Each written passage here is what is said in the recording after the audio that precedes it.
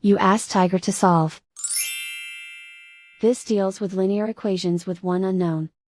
The final result is x equals negative 112 over 143. Let's solve it step by step. Simplify the expression. Group like terms.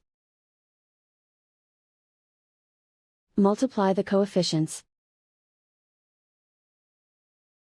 Expand the parentheses. Simplify the arithmetic.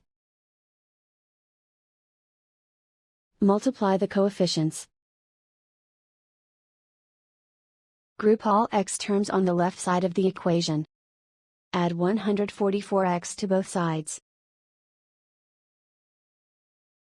Group like terms. Simplify the arithmetic. Group like terms. Simplify the arithmetic. Group all constants on the right side of the equation. Subtract 40 from both sides. Simplify the arithmetic.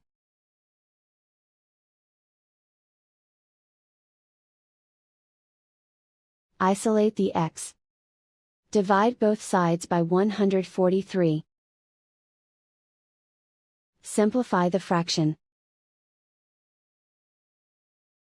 And so the final result is x equals negative 112 over 143.